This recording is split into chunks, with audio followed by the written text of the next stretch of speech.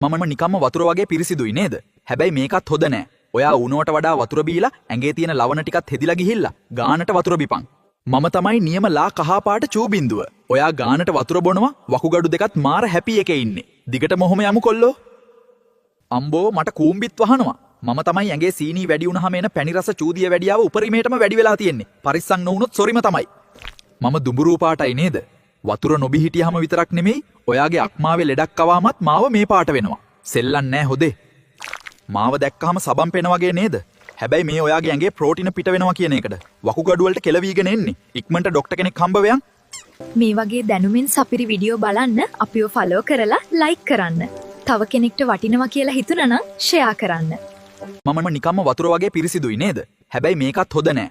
ඔයා උණුවට වඩා වතුර බීලා ඇඟේ තියෙන ලවණ ටිකත් හෙදිලා ගිහිල්ලා ගානට වතුර බිපන්. මම තමයි නියම ලා කහපාට චූබින්දුව.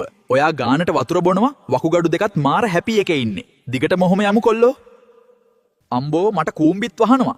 මම තමයි ඇඟේ සීනි වැඩි වුණාම එන පැණි රස චූදිය වැඩියාව උපරිමයටම වැඩි වෙලා තියෙන්නේ. පරිස්සම් නොවුනොත් සොරිම තමයි. මම දුඹුරු පාටයි නේද? වතුර නොබි හිටියාම විතරක් නෙමෙයි ඔයාගේ අක්මාවේ ලෙඩක් ආවමත් මාව මේ පාට වෙනවා. සෙල්ලම් නෑ හොදේ.